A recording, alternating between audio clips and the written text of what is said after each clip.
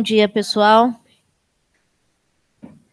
Então, hoje tenho a honra de apresentar o professor Dr. Itamar de Souza Santos, médico graduado em Medicina e Matemática aqui pela USP, residência médica em Clínica Médica, doutorando em Ciências Médicas pela USP, professor livre-docente pela FMUSP e atualmente professor associado do Departamento de Clínica Médica e pesquisador do Centro de Pesquisa Clínica e Epidemiológica do HU. E ele vai falar sobre o tema epidemiologia da fibrilação atrial. Obrigada. Bom dia, pessoal. Obrigado pela presença de todos. A Lu já falou, a ideia hoje é discutir um pouquinho sobre a epidemiologia da fibrilação atrial, em especial alguns dados que dão para a gente reflexões para se fazer para o cuidado ambulatorial. Para falar um pouquinho da motivação de trazer esse tema aqui, eu vou inverter um pouco o que seria a sequência normal de uma aula e vou começar pelos agradecimentos. Certo? Então, aqui o HU, o Centro de Pesquisa Clínica, ele participa de um grupo multicêntrico de 4 países, né? Então, o Brasil, o centro aqui é o HU, a China, Sri Lanka e o Reino Unido, que estuda em diversos aspectos a fibrilação atrial, principalmente nos países de baixa e média renda. É um grupo grande, como vocês podem ver, né? Esses todos são pesquisadores desse grupo, e eu sublinhei aqui os pesquisadores do Centro Brasil, então, a professora Isabela Bencior, Alessandra Goulart, Gustavo Gusso, professor Paulo Tufo, Rodrigo Olmos, Elizabeth Pascoal, Carla Romagnoli, eu, Itamar e Ana Varela. Como vocês podem ver, a maioria deles ligados aqui à divisão de clínica médica. Então, o que eu vou apresentar aqui é um pouco sobre essas reflexões, também apresentar, em parte, o que o grupo vem trabalhando nesses últimos anos, e por isso quero já agradecer a todos que compõem esse grupo. Fibrilação atrial é a arritmia sustentada mais comum, né? A prevalência dela vem aumentando, isso associada à transição demográfica, ao envelhecimento populacional, e se estima que uma pessoa que chega aos 55 anos de idade, ela tem 25% de chance de se tornar uma pessoa com FA, certo? Ou ela já tem FA, ou vir a se tornar uma pessoa com FA.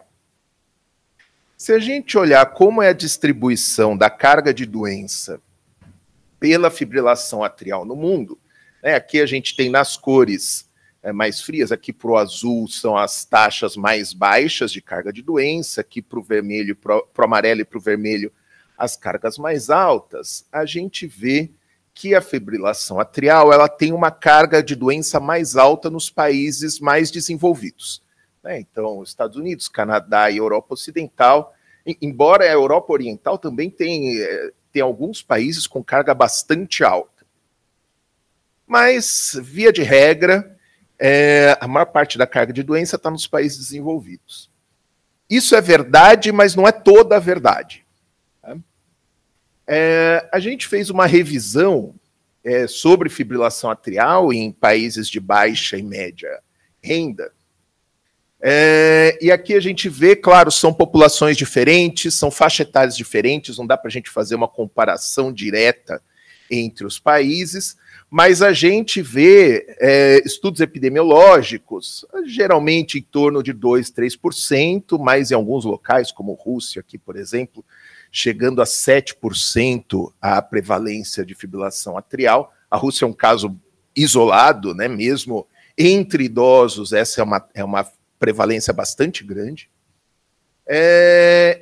E só ressaltar aqui, né, também aqui no Brasil, a gente tem 3 estudos, né, esses dois aqui, essas 2 primeiras informações, uma é para a frequência de fibrilação atrial em homens, outra para prevalência em mulheres. Importante destacar também um estudo do HU, né, essa tese da doutora Liz, feita aí há mais de 10 anos e que até hoje ela é citada em estudos de prevalência da fibrilação atrial. Eu falei para vocês que aquela era a verdade, mas não era toda a verdade. Por causa disso aqui. Nessa mesma revisão, a gente fez também análise de alguns dados do GBD, e a gente observa o seguinte, a prevalência, a hora que a gente ajusta para para a estrutura etária e para o tamanho da população, a prevalência da fibrilação atrial, na verdade, ela vem caindo um pouco. É uma queda bem discreta, né? Vocês veem aqui pela escala do gráfico, que é uma queda muito pequena, de 5% ao longo de 25 anos, mas a hora que a gente vai ver as medidas de morbimortalidade, os países estão com uma tendência bastante diferente. Em especial, para os países de renda média baixa, existe uma tendência de aumento na carga de doença por fibrilação atrial, principalmente ligada à mortalidade precoce. O que significa isso? Significa que a gente tem a expectativa para as próximas décadas de ter uma concentração maior dessa carga de doença nos países de baixa e média renda. Então, embora aquela foto que a gente viu do Mapa Mundi aponte uma concentração para os países mais desenvolvidos, a tendência é que nas próximas décadas a gente tenha uma concentração maior da carga de doença aqui nos países de baixa e média renda, Brasil incluído. Aqui um outro estudo também com dados do EMA, né, também a coorte de acidente vascular, pacientes que sobreviveram a acidente vascular cerebral aqui no HU, e que mostra também que os pacientes com fibrilação atrial, isso é um dado que é consistente com o que tem na literatura, que sofreram AVC, geralmente eles têm um AVC mais grave, eles têm maior risco de recorrer com AVC e eles têm uma mortalidade maior do que outras pessoas que tiveram AVC não ligada a FA, certo? Então, aquele padrão de aumento da mortalidade dos anos de vidas perdidos, na maior parte vem do acidente vascular cerebral, e ele realmente é um AVC mais grave do que o AVC em quem não tem FA. Baseado nesse histórico, né, nessa motivação, existe uma estratégia hoje para o cuidado do paciente com fibrilação atrial, que é o ABC, né, o Atrial Fibrillation Better Care, e que eu também vou apresentar aqui um pouco para vocês, que ele ajuda a sistematizar as ações para o paciente com fibrilação atrial no cuidado ambulatorial. O que é o ABC? É um pneumônico de 3 fases, 3 fases não, né, mas 3 componentes do tratamento que são abordados de forma integrada. Evitar AVC, melhor controle dos sintomas e atenção às doenças cardiovasculares e outras comorbidades. E um ABC é isso, né? Uma forma de cuidado integrado em que eu vou dar atenção para esses 3 aspectos. Para evitar AVC, a gente vai identificar os pacientes de baixo risco. Com esses pacientes, a gente vai fazer simplesmente o segmento, eles não precisam de outras ações. A gente oferece tratamento para os pacientes que tenham risco aumentado de AVC, isso também avaliando o risco daquele indivíduo ter sangramento, e decidir qual anticoagulante oral a gente vai ofertar para esse paciente. A gente sabe, no nosso meio, essa opção muitas vezes vai estar restrita à varfarina, né? Mas, de qualquer forma, existem também algumas formas da gente conseguir, pelo menos, prever quem são os pacientes que podem ter mais problema com anticoagulação com varfarina, e, se houver espaço para isso, poder ofertar outra estratégia terapêutica. Tratamento dos sintomas, centrado no paciente, eu vou falar um pouco sobre isso, é bastante voltado. Os sintomas do paciente com FA, a maior parte é explicada pela taquicardia, então geralmente vai ser o controle da frequência ou o controle do ritmo que vai ser responsável por melhorar os sintomas, e manejar fatores de risco associados aí à fibrilação atrial, hipertensão, insuficiência cardíaca, diabetes, doença coronariana, apneia do sono, redução da obesidade, exercício regular, redução de álcool e evitar o uso de estimulantes, saúde mental, e também considerando aí os valores e preferências do paciente. Esse resultado não é exatamente usando a estratégia ABC, né? mas ele mostra algumas estratégias diferentes de cuidado integrado do paciente com FA. Então, se você tem uma estratégia, bem entre aspas, um protocolo de cuidado que veja essas várias vertentes, e existe já evidência mostrando que isso tem impacto tanto na mortalidade geral quanto hospitalizações por causa cardiovascular. E aqui, já mais especificamente usando a estratégia ABC ela é mais barata também, certo? Então aqui a gente tem a comparação de preços, tanto de custos, né, tanto em euros quanto em dólares, estimados para pacientes nos quais a gente tem um compliance para estratégia ABC ou não, e aí vejam aqui em euros, é um estudo italiano, um paciente ano, né? Então, o cuidado de um paciente por ano que não está aderente à estratégia ABC, a nenhum dos três, itens 3.400 euros, enquanto para um paciente aderente à estratégia ABC, 650 euros, isso, claro, por causa das hospitalizações e maior morbidade.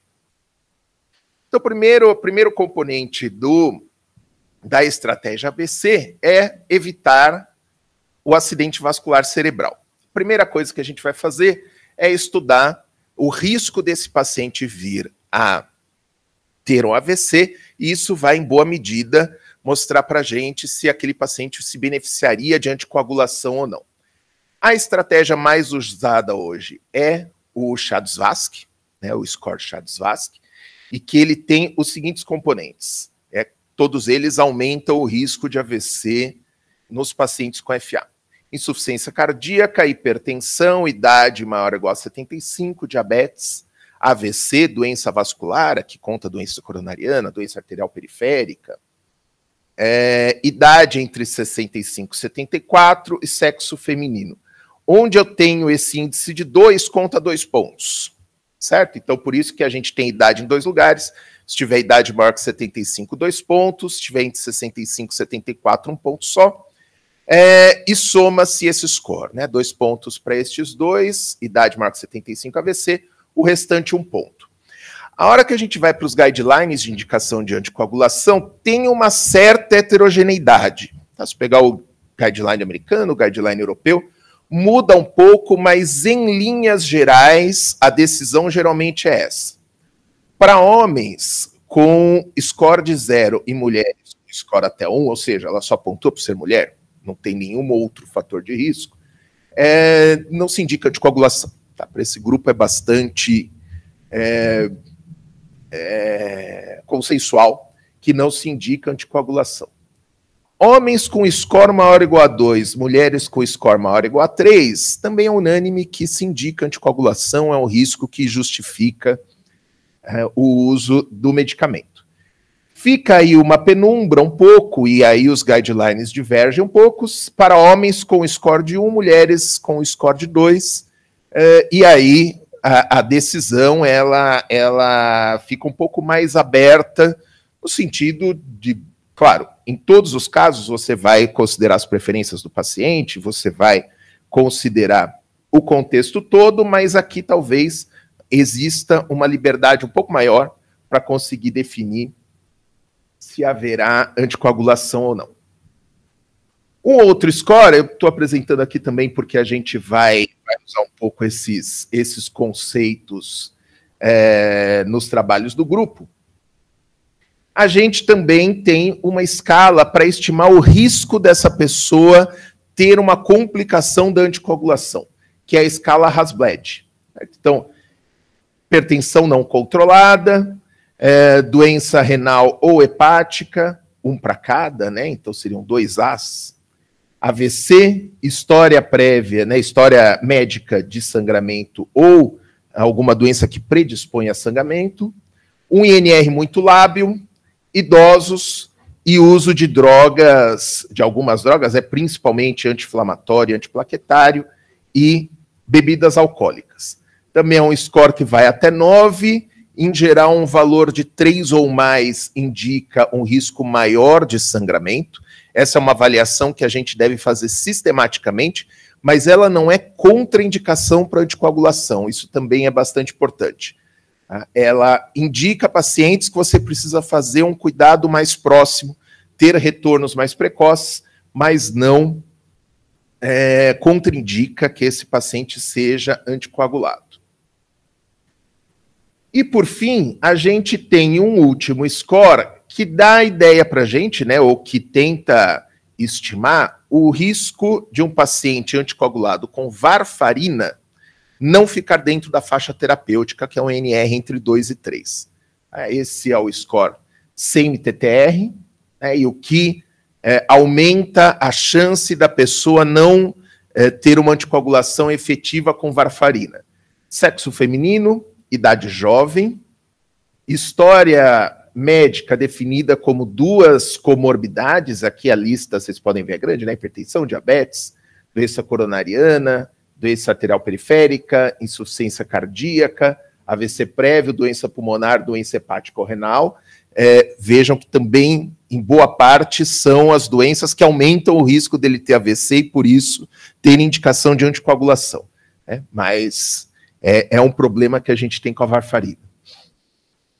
Tratamento, se usa outros medicamentos que interferem com a metabolização da varfarina. Tabagismo e raça não branca, isso vai até 8 pontos. Também é uma medida principalmente para acompanhamento, né? Não quer dizer que se a pessoa tem uma alta chance de não dar certo com varfarina, você vai usar varfarina. E vejam que mesmo quando o score é baixo, o tempo dentro da faixa terapêutica, né, que é esse TTR, ele gira ali, na maior parte dos estudos, em torno de 70%. Né? Então, mesmo quem é anticoagulado com varfarina, geralmente está dentro da faixa de proteção em 70% das vezes, né, dos exames que ele faz, vamos dizer assim. Aqui é um outro dado também dessa revisão feita pelo grupo de países de baixa e média renda, em que a gente viu qual que é a frequência de uso de anticoagulante nos pacientes com AVC, com alto risco de AVC, né? Então, pessoas que teriam indicação de anticoagulação.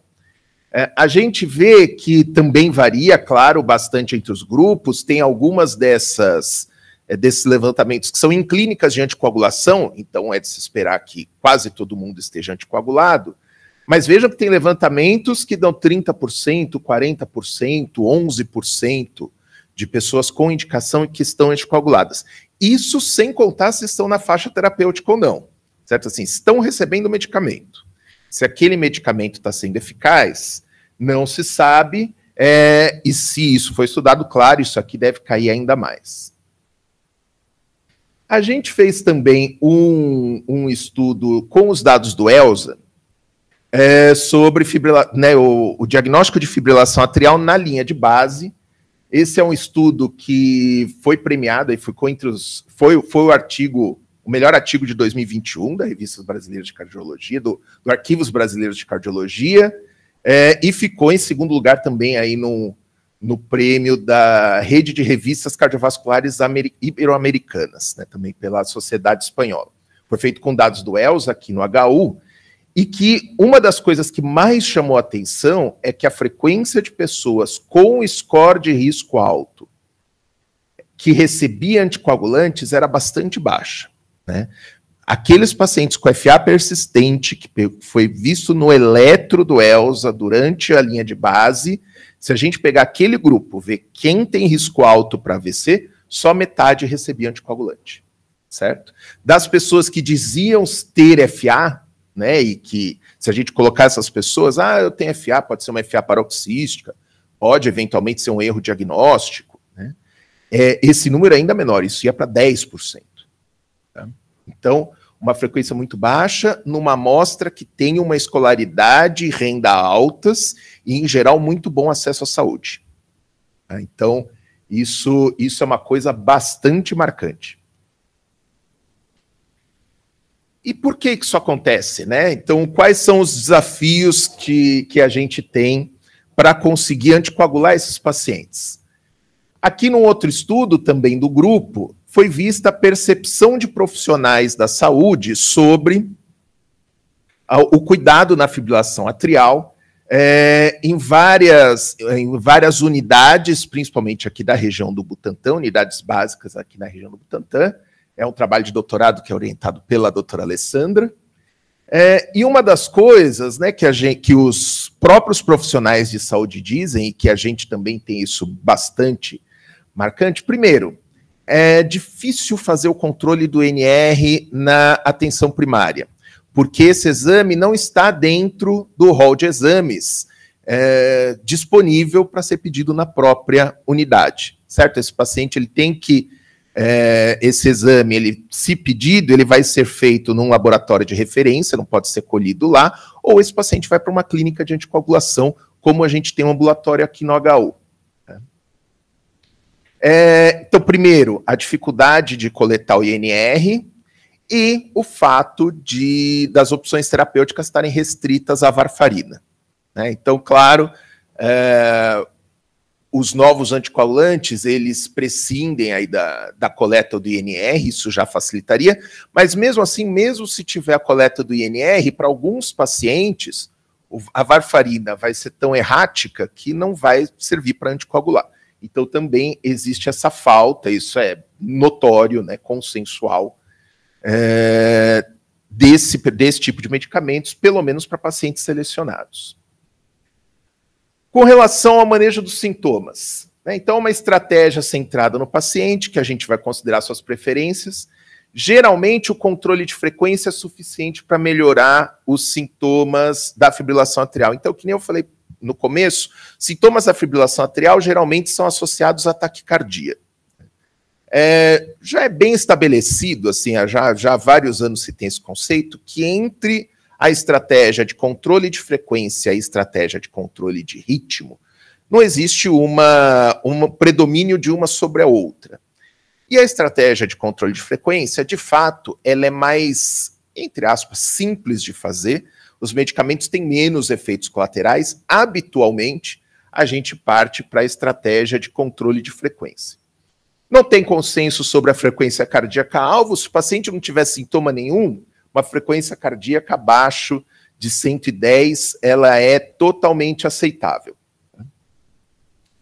E aí a gente tem várias opções, né? Não vou entrar em detalhes aqui, mas baseado principalmente nos fatores de risco que o paciente tem, se o paciente tem fração de ejeção baixa, se ele tem AVC ou asma, ou se é uma FA paroxística, a gente pode escolher um caminho ou outro para fazer esse controle de frequência.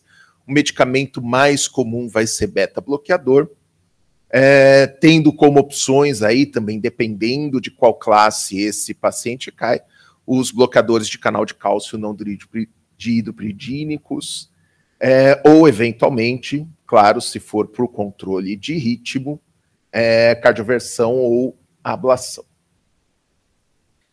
Esse aqui são os resultados preliminares. Esse grupo também está fazendo uma avaliação de 2 serviços brasileiros, né, como ao cuidado do FA nesses 2 serviços, um na rede pública e outro na rede privada.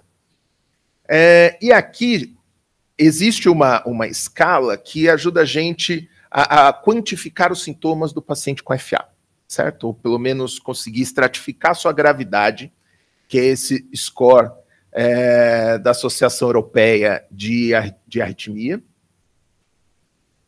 E aí a gente tem esta classificação indo de 1 até 4, a classificação 1 é o paciente que não tem sintoma nenhum, nas outras classes ele apresenta sintomas e a gradação se dá pelo impacto daqueles sintomas no dia a dia do paciente, até o nível 4, em que o paciente tem uma doença absolutamente incapacitante. E chama bastante atenção, tudo bem que esse levantamento ele deu prioridade para a avaliação do paciente no momento do diagnóstico, né? Então ainda tinha um caminho longo para ser percorrido, mas a frequência de sintomas é bastante alta. Tá? Então a gente tem aí, da amostra total, quase 60% tinha sintomas moderados. Claro, com o tratamento, a expectativa é que isso diminua e praticamente suma para todos os pacientes, mas é algo que preocupa o próprio paciente e ele apresenta como queixa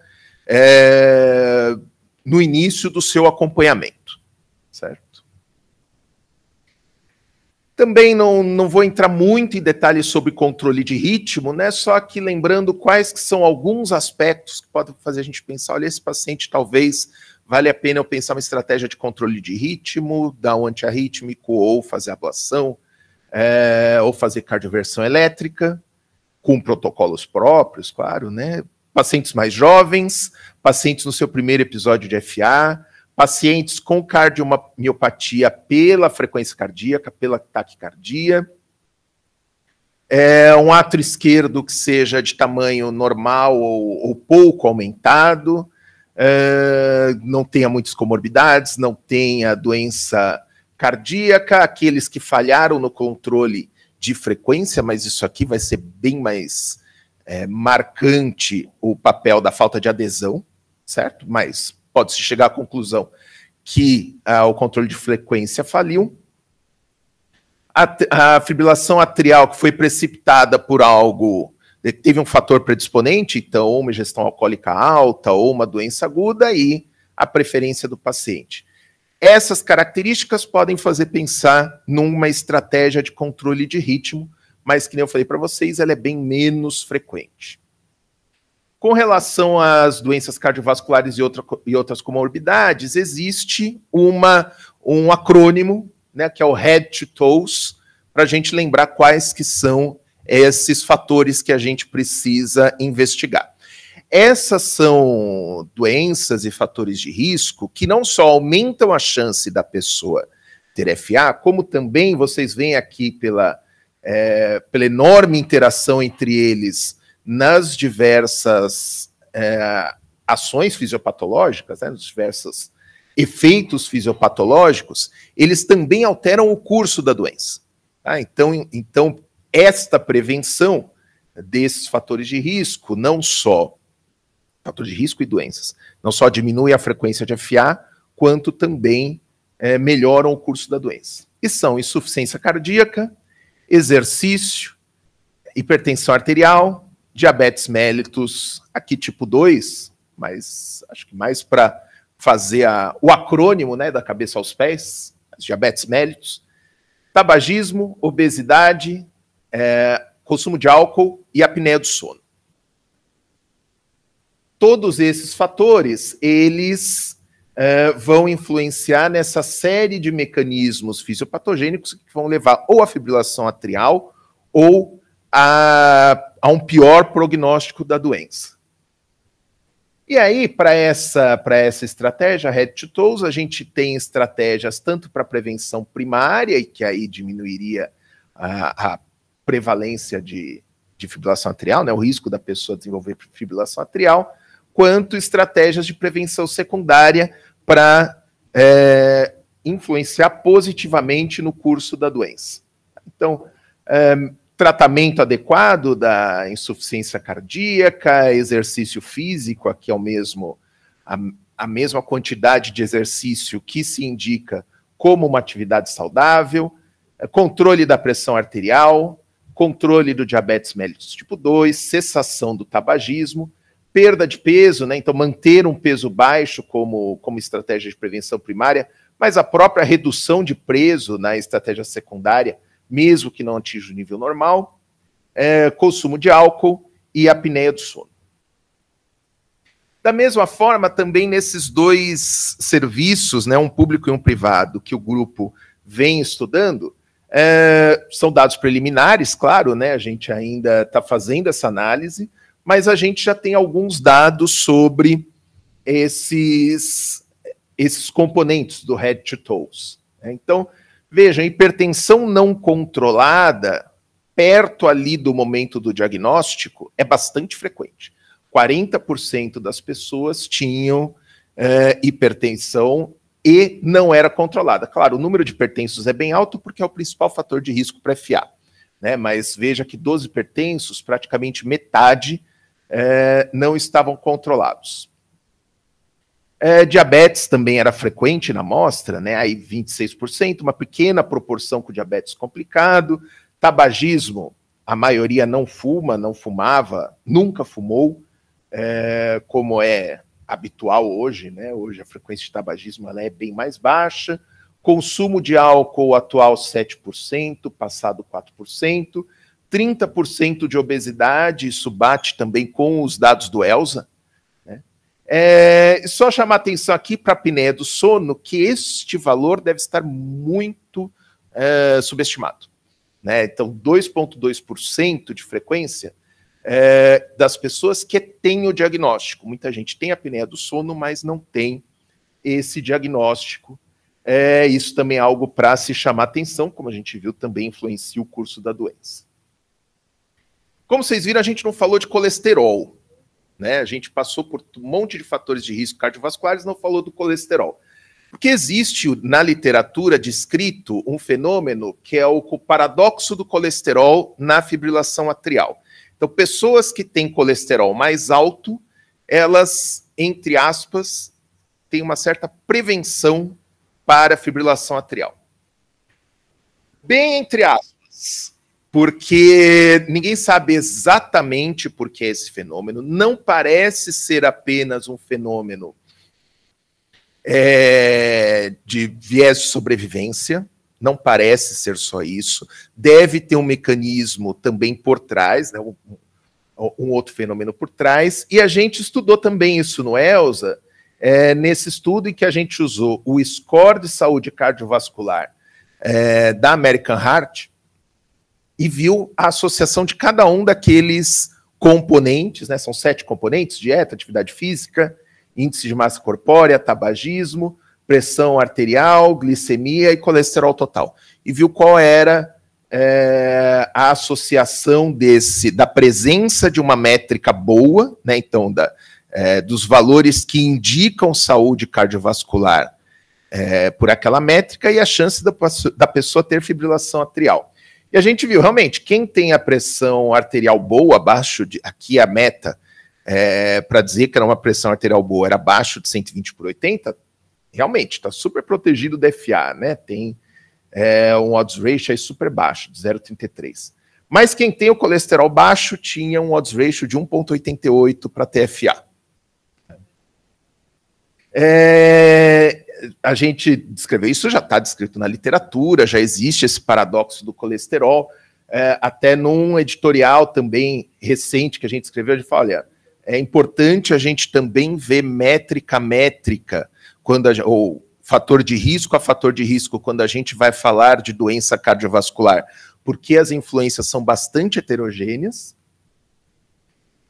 e agora, um estudo que acabou de ser submetido, né, ele ainda está em revisão, também do grupo, em que a gente, aqui no ELSA, em São Paulo, a gente tem a medida do colesterol por ressonância magnética que dá aquela divisão em subfrações, né? Então, pelo tamanho da partícula, principalmente, né? Então, LDL pequeno, médio e grandes, HDL pequeno, médio, grande, mesma coisa para o VLDL. E a gente pegou esses dados, são 3.400 pessoas, e a gente viu por estratégias de aprendizado de máquina quais eram as frações, essas subfrações do colesterol, que mais eram informativas para fazer a classificação do paciente com FA, ou seja, o que o computador usava mais para diferenciar quem tinha FA de quem não tinha, para prever quem tinha FA e quem não tinha. E o que a gente encontrou foi isso aqui, né?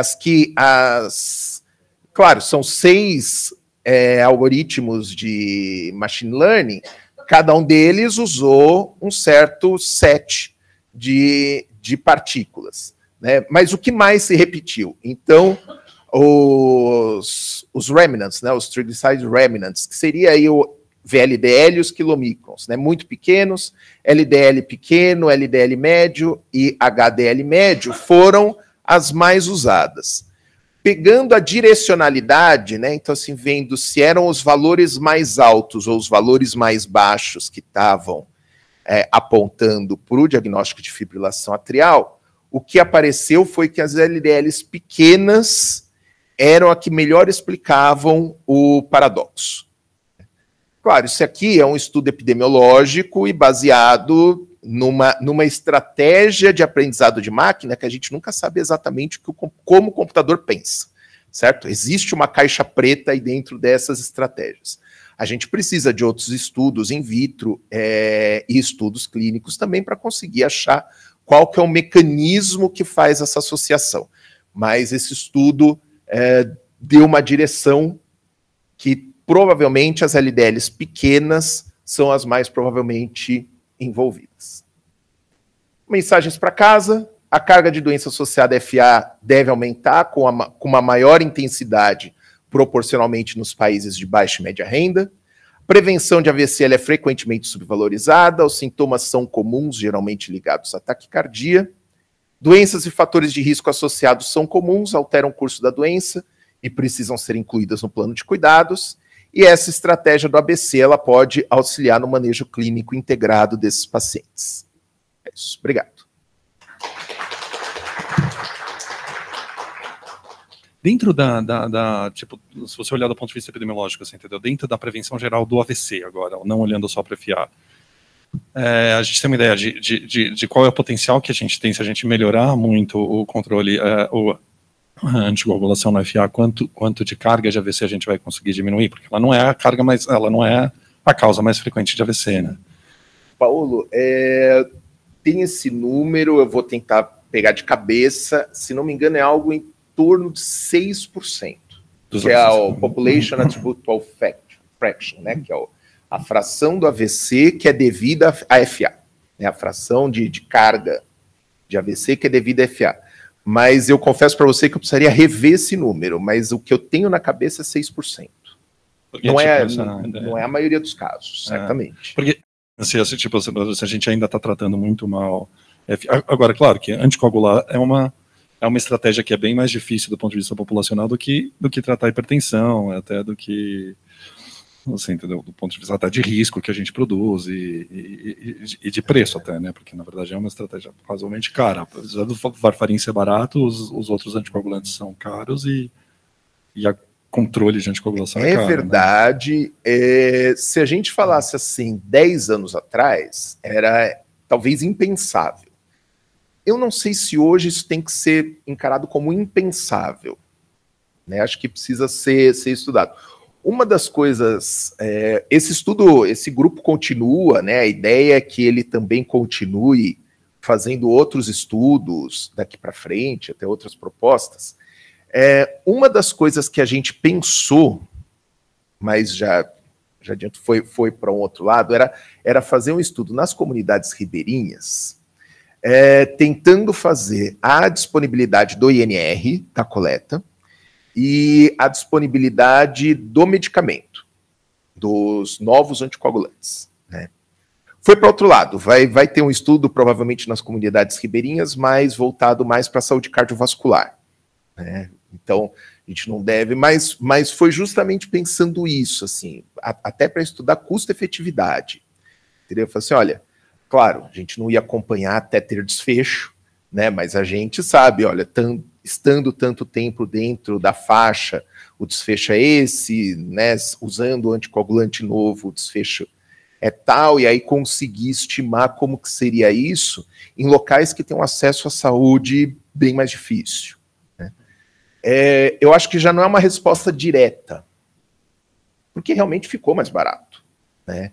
E a gente os dois, tanto o INR quanto o varfarina é barato, em especial, né? Os medicamentos, né? Os medicamentos, os novos anticoagulantes, ainda é para uma faixa pequena da população, mas em especial, se a gente pensar que isso pode ganhar em escala, né? A hora que passa a ser uma estratégia muito difundida, já não é tão claro que não, olha, é muito caro e é melhor ficar com o varfarin só.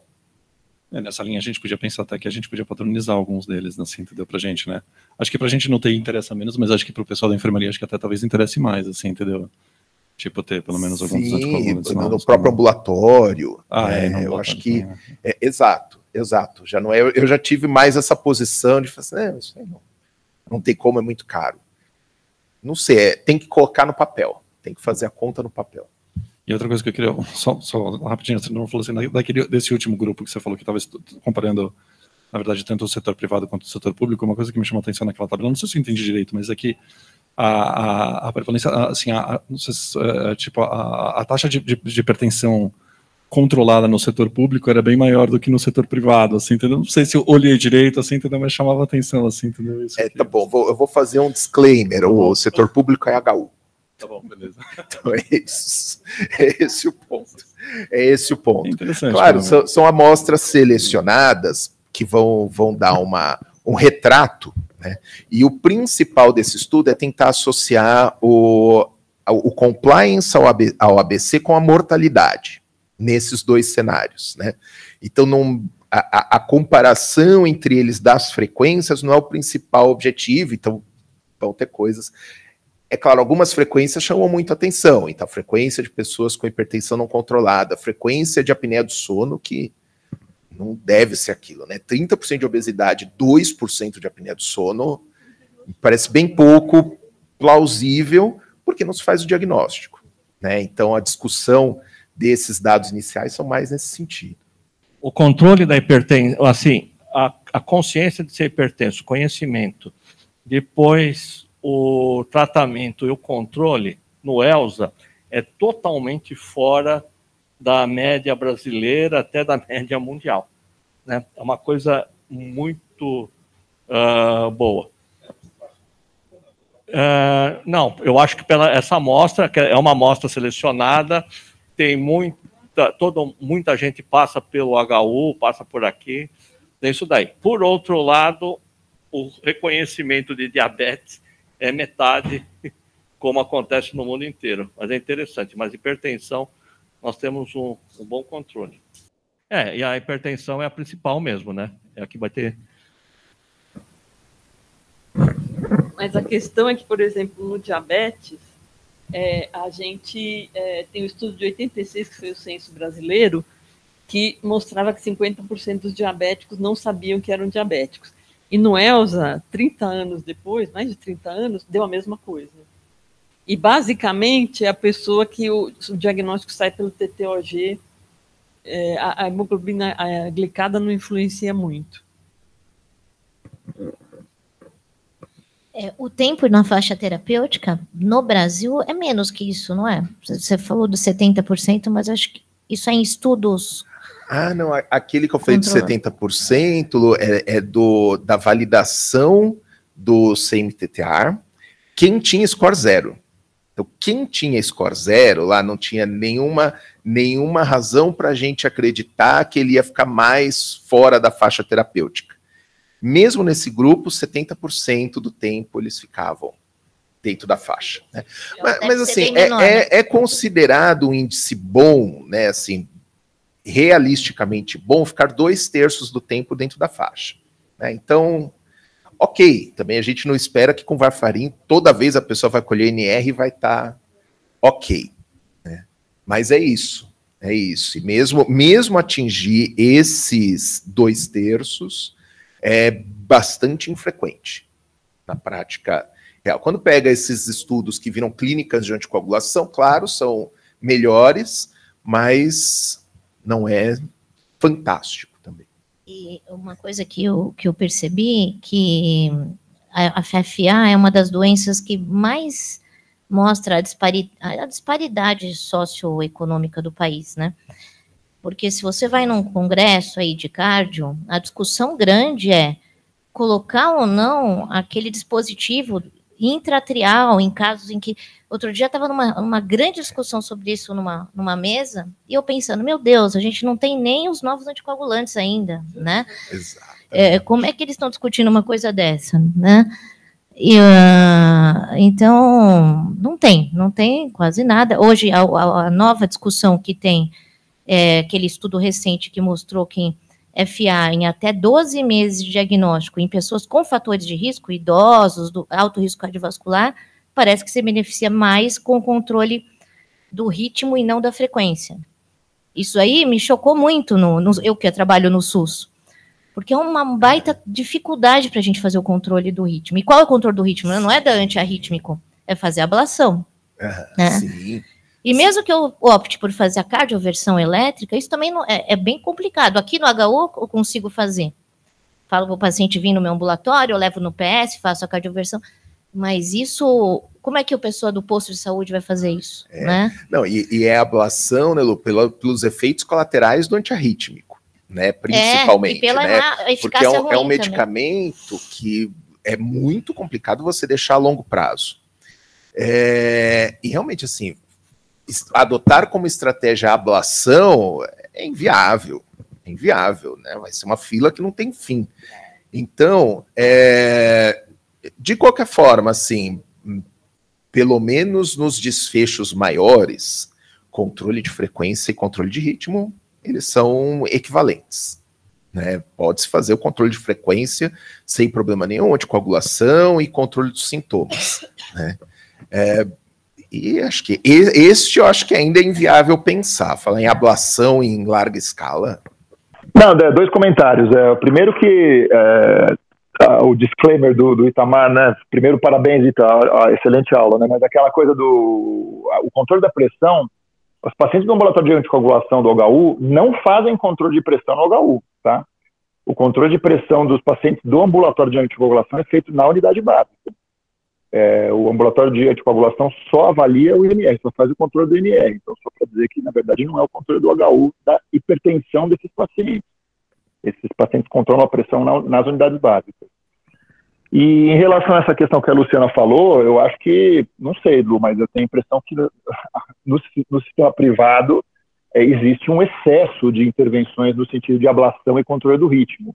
Porque, como o Itamar falou, os desfechos são muito semelhantes. E outra coisa que me chamou atenção também nessa diferença do setor público e privado é a prevalência de sintomas, né, Ita? Não sei se também passou meio rápido, não sei se foi... Mas a prevalência de sintomas no setor público, do setor privado, era muito maior, né? Ou eu estou enganado, Ita? Sim, Rodrigo, mas também lembrando, né, isso é lá perto do diagnóstico. Né, então, tá. Né, então, acho que aí também vai ter um certo viés e tinha também bastante espaço para controle dos sintomas. Também acho que vale a pena falar, né, esses pacientes eles fazem controle da pressão arterial nas unidades básicas, mas também são unidades básicas bastante qualificadas. Sim. Não, tem isso também, sim, sem dúvida. São as unidades do Butantan. Isso, exato. Então, de qualquer forma, assim, um viés de Oi, perdão? É um grupo selecionado, com certeza, diferente mas de qualquer maneira é atenção básica, né? Não é no HU, é só para... Isso, perfeito, e um cenário que a gente tem mesmo um desfecho melhor, muitas vezes, que na rede privada, perfeito. Então, e essa coisa da ablação, né, só para terminar rapidamente, eu acho que é um viés de sistema privado de fazer ablação à torta direita absurdo, assim, né? Porque, de fato, a necessidade, pelo menos isso é uma observação empírica da minha prática, né? A necessidade de ablação para controle de sintomas nos pacientes que eu vejo com GFA é muito baixa. Agora você vai conversar com gente com colegas meus, inclusive, eu tenho amigos, né? O cara fez diagnóstico de GFA, foi fazer ablação. Eu falei, mas você sentiu alguma coisa? Eu senti umas palpitações e tal, mas o cara nem fez uma grande tentativa de controle de sintomas, vai para ablação, entendeu? Então eu tenho a impressão, é uma impressão só, de que há um excesso de intervenção de ablação no sistema privado, como há, por exemplo, cateterismo e angioplastia para casos que não precisam, né, e por aí vai, né? Enfim, é uma percepção só. O Rodrigo, não é percepção, não. Não, sim. Um levantamento, né, onde o número de ablações no setor privado, ele é grande, mas ele é muito espalhado. Então, é muita gente fazendo poucas ablações. Ou seja, a qualidade dos procedimentos, que é operador dependente, é bastante questionável, né? Porque, na verdade, o que está em jogo é o equipamento que vai ser utilizado, né? É sempre essa lógica, tá? No setor privado. O HC, o INCOR, ele faz por dia mais ablações. Vários hospitais privados fazem em um ano. Claro, né? A gente estava conversando disso outro dia. Sim. Né? né? Um caso que nós conhecemos, né? E os casos do INCOR são basicamente aquele tipo de refratária em jovens, né? Onde isso daí está muito indicado, que o risco de morte súbita exato. Né? Agora, pensar FA, né, colocando a ablação aí no meio, né, eu acho assim um despropósito, né? Porque se todo mundo, né, se o Varfarin que está aí na rede fosse dado para todo mundo, já nós teríamos um controle muito melhor, né? E antes disso, né, o diagnóstico da FA que muita gente despreza, né, ainda. Sim. E o medo de anticoagular, né? Acho que isso também é uma coisa que fica quase medular. E essa questão de comparar o privado com o público, alguns dados do ELSA, né? Quem se trata num ambulatório de um hospital privado toma mais levotiroxina, mas assim, muito mais, mostrando...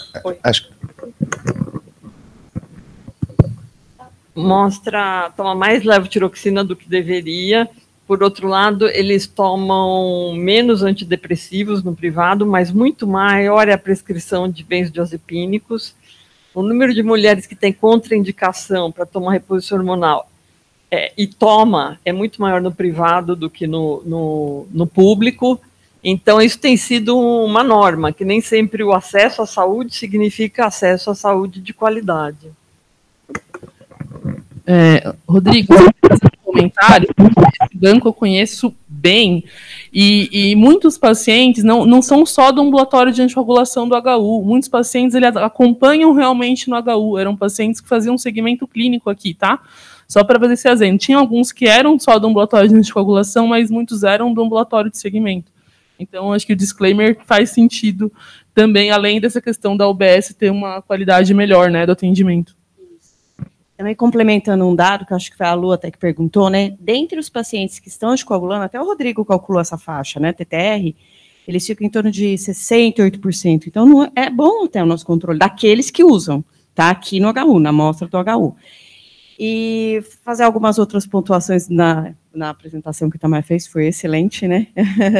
Da percepção do profissional de saúde, porque a gente avaliou só os profissionais de saúde das unidades básicas, que tem o médico de família, a maioria delas, foram 11 unidades, e assim, o que chamou muito a atenção é a preocupação deles de realmente de entrar com anticoagulação, o risco de sangramento do paciente, pela demora dos resultados. Durante a pandemia, eles desenvolveram um sistema online para que o paciente recebesse mais rápido esse resultado. Então, foi uma coisa legal que aconteceu também, que um dos trabalhos que ainda não foram publicados, que a gente vê a jornada do paciente, porque a questão principal desse estudo, né, além do ABC, é estudar a jornada do paciente com FA nos serviços públicos. E, realmente, o principal problema é isso, é que ele descobre e ele fica com dificuldade de tratamento e acompanhamento para segmento com o uso de varfarina, né, mas que durante a pandemia, com o advento das teleconsultas e da entrega dos exames online, isso foi uma coisa que ajudou bastante. Então, o impacto da Covid na FA foi interessante, porque a gente achou que ia ser mais, e não foi tanto. E ainda teve esses pequenos benefícios. Então, isso ainda está para ser publicado aí. E, por último, um dado do EMA, que acho que tem um pouco a ver com o que o Paulo perguntou, porque o Ita falou relacionado com a redução, né, com o uso do anticoagulante, né, da fração que está atribuída a FA, enfim, mas ele perguntou sobre o anticoagulante, quanto que protegeria, né, a carga de FA. A gente tem naquele paper, que foi um dos primeiros que o Ita mostrou, daqueles pacientes com AVC, já, a maioria primeiro episódio, na corte do EMA, mais 70% é primeiro episódio, que estavam sob anticoagulação, que era um número muito baixo, tipo 15%, um absurdo. Tá? E a causa do AVC, os que tinham FA, era 20%, para você ter uma ideia, porque é muito maior que na população geral. A população geral é em torno de 2, né, 3 no máximo, e em população com FA, em torno de 20, responsável pelo AVC. Desses que usavam anticoagulante, a gente calculou a redução da mortalidade, comparado com aqueles que tinham FA e não usavam anticoagulante. Foi 96% de redução de mortalidade por AVC, quando você estava sob anticoagulação. Em até 6 meses, né? Então, quer dizer, é brutal, assim. quando a gente vai olhar, assim, num pequeno estudo, né? Então...